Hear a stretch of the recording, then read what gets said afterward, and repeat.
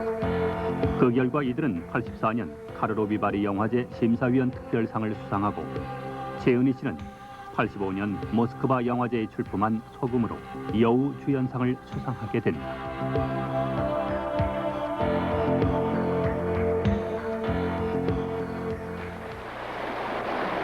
거기서 이제 우리가 담석 수술을 했거든요. 수술한 지 2달 만에 그 압록강물에, 그러니까 4월 달인데 거기는 얼음이 그대로 있어요. 그 압록강물에 아침부터 저녁까지 물에 집어넣어가지고 촬영을 했어요. 그러니까 이게 재발이 돼갖고요.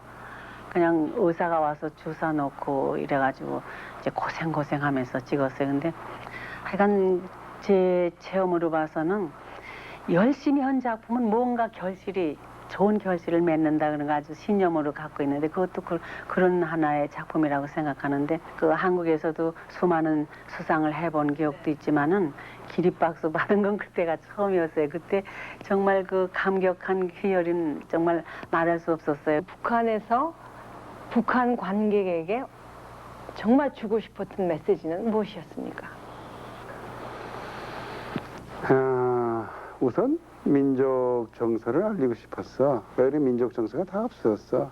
북한 사람들이 이남에 와서 그 춤추고 어쩌고 하는 그 가무다는 것도 보시면 알겠지만은 거의 뭐 음악은 중국 것 같기도 하고 소련 것 같기도 하고 그리고 민족 정서라는 건 전혀 모르고 그래서 우선 심청전 한 이유도 그거고 춘행전을 한 이유도 그거고 도라저 밀사도 왕궁이라는 걸 보지 못했고 왕의 옷이 어떤 건지를 모르고 있었으니까 그 전까지는.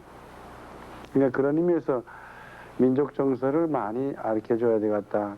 이런 의미에서 만든 작품들이 많고. 한국에서도 궁중 사극을 맨 처음 제작했던 그는 역사물에 대한 고증에 철저했으며 이는 제작비가 많지 않았던 당시 상황을 고려해 볼 때 감독의 책임 있는 역사 의식을 반영하고 있다. 우리의 민족사관, 역사관을 알려줘야 민족사관이 확실히 잡아지는데 모든 사극들이 치맛바람 위주, 흥미 위주로만 하지 역사관을 심어줄 수 있는 사극을 하질 않아요. 3.1차는 김옥균의 근대화를 다룬 건데 김옥균은 근대화 사상을 다룬 영화는 아무도 없었고 나밖에 못 다뤘고 여걸민비도 그때 내가 만들었을 때 문제가 생겼었어요. 왜 그런가? 그때 한참 한일회담 반대할 때 그 민비가 죽은 얘기를 했거든요. 이게 독립국의 왕비가 자기 나라 궁중에서 낭인들한테 죽었다는 건 얼마나 창피한 얘기예요.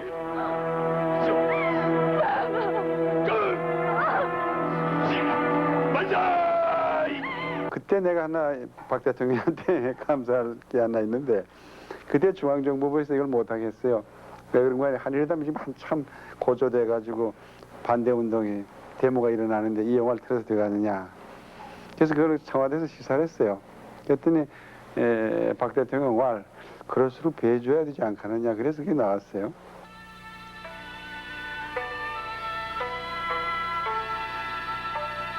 (50년대) 중반부터 (70년대) 초까지 멜로, 사극, 공포물, 뮤지컬 등 다양한 장르의 작품 활동을 한 신 감독은 최고의 흥행을 기록하며 동시에 대종상 아시아 태평양 영화제에서 수차례 수상 경력을 갖게 된다. 그저 단골로 오시는 손님. 가보시지. 난 이거만 먹고 갈 테니까. 아, 싫어, 가지 마. 예, 어서 빨리.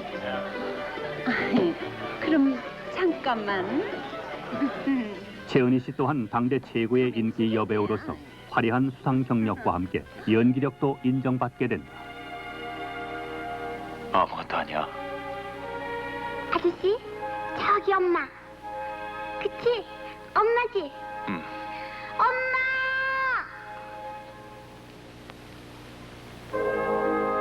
엄마!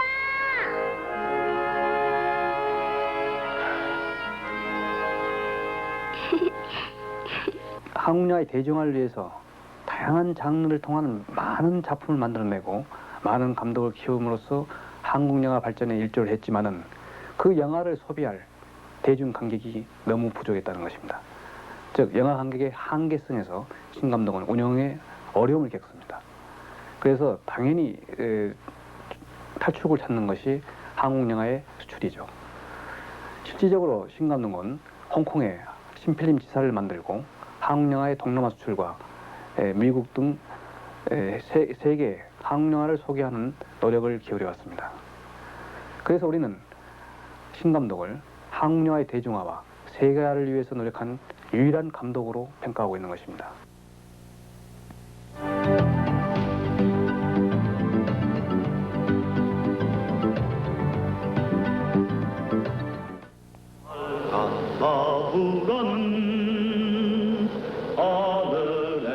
공군 조종사들의 전우애와 사랑을 그린 영화 빨간 마우라.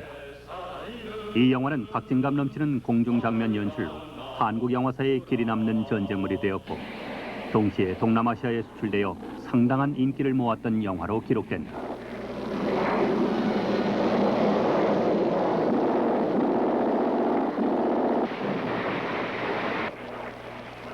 당시 동양 최대의 영화 촬영소를 운영하면서 수많은 영화를 제작했던 신상옥 감독.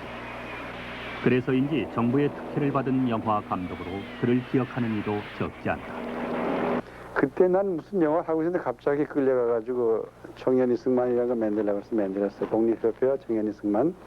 모든 영화 배우들이 강제로 다 나왔고 낮에도 강제로 끌려가서 이제 연출을 했고 하는데 그런 작품이 그때 이승만 대통령의 선거 운동하는 작품이었고 그거 한번 한 일이 있고 상공 시절엔 그거 한 일이었고 오히려 5.16을 하기 전에 만든 작품이 시문의 상록수.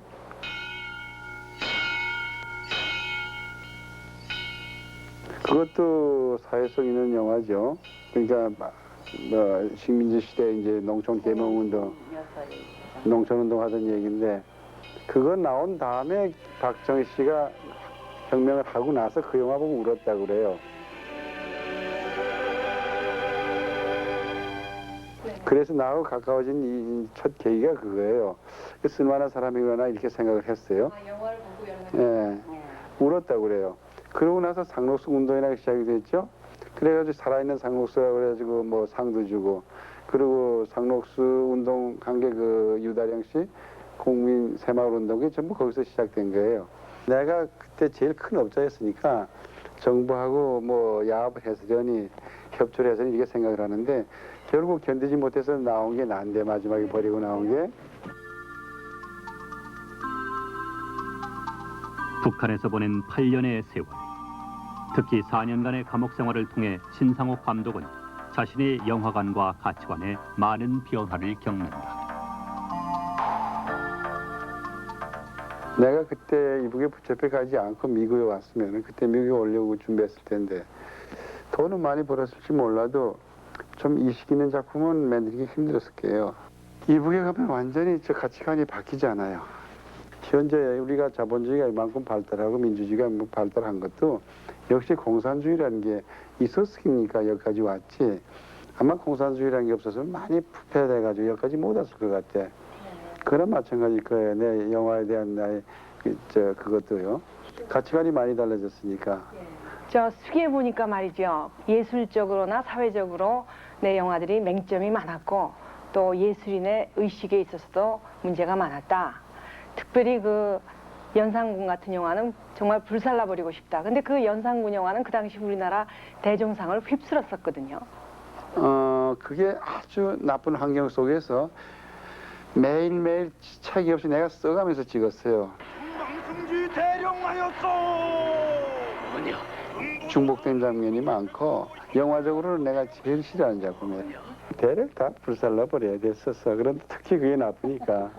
그래서 내가 오직하면 감옥에 앉아가지고 이북에 앉아가지고 형님한테 부탁할 때 그 작품을 불태워주시오 편지 썼으려고. 그렇다면 불살르고 싶지 않은 영화들은 어떤 것이 있습니까? 이제까지 만든 영화 중에서 남겨놓으라 그러면 탈출밖에 없을 거예요. 그렇게 좋아요, 작품이. 작품의 완성도도 높고 또 소재도 내 마음에 제일 들고 또 그 원작도 좋았고요. 배역도 좋았고 그 최창수라는 이북의 그 배역도 좋았고 주여사가 같이 했지만 하여튼 내 스타일에서 내가 전력을 다 기울인 작품이고.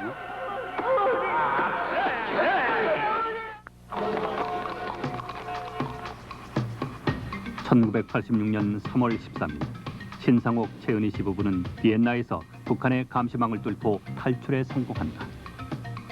신상옥 씨가 탈출한 다음에 북한 그 용광이가 불불 끓었습니다, 실제로.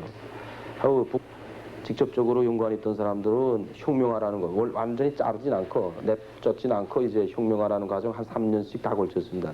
3년 안 걸친 사람 1년씩 다 걸쳐요. 그러니까 보이라 가서 그 보이라공을 한다든가, 농촌에 내려가서 농사를 하다가 다시 올려다 쓰고 이제 하는 게 있는데, 그러니까 혁명화 과정이라는 겁니다. 실질적으로 또 사상투쟁회라는 거 있습니다, 북한에서는. 그 사상투쟁회의에 제일 비판만 많이 받은 그 사람이 이제 최창수 씨하고 이제 그 김종화라는 여배우가 있습니다. 그 아주 유명한 여배우입니다. 인물도 잘생기고. 그 배우하고 그다음에 장선이라는 처녀가 있는데, 김종화는 시집간 여자고 장선이라고 이제 그 사랑 내 사랑에서 나왔던 그 처녀가 있는데, 그건 너무 스트레스 쌓여가지고 영화계를 떠났댔습니다. 그 사람이 제일 많이 피해를 받았습니다, 실질적으로. 탈출하신 후에 북한 영화계하고 신필님 소식을 들어보신 적이 있으십니까? 우리 얘기를 이렇게 구체적으로 설명해 주는 거는 처음 들었어요. 근데 그 얘기를 참. 들으시니까 지금 마음이 어떠세요? 참 착잡하군요. 그런데 거기 그 최창수 또 장선희, 이 김정화 이런 배우들은 우리가 참 아끼고 사랑하던 배우였어요. 그리고 인간성들이 그렇게 좋아요. 그 사람들이 소박하고 그저 시키면 시키는 대로 그저 고분고분 말 잘 듣고 또 연기 열심히 하고요.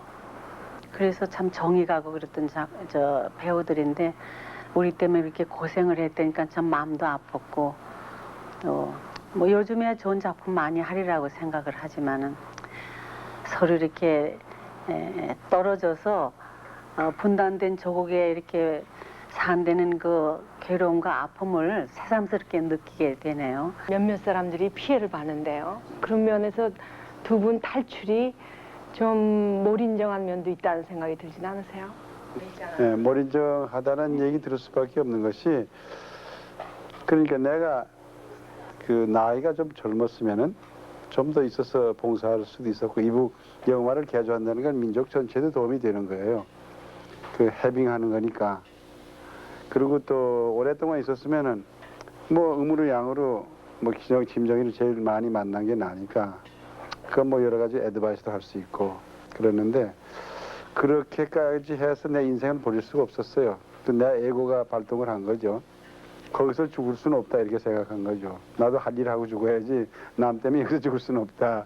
그러니까 내가 나왔다고 해서 그 사람도 죽는 건 아니니까 좀 뭐라 그럴까 고통을 당할 것이다 이렇게 봤죠. 암살 오고 간 것은 처음부터 예측을 했기 때문에 우리가 워싱턴에서 한 3년 CIA 보호를 받고 있었고, 또 CIA하고 FBI에서도 암살하러 사람 보냈다는 얘기까지 우리가 들었으니까, 지금 여기서는 이 양반이 뭐 김일성이가 고통을 받으라고 내버려두라고 그랬다는데, 이 사람 김일성이 그랬을지도 몰라요.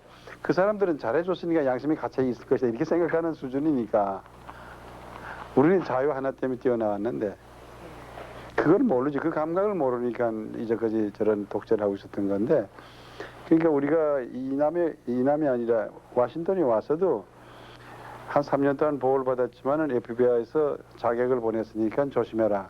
앞으로 행동 지침 이렇게 해라 한 회의까지 했었으니까 그 후에도 자격을 보낸 건 사실이에요.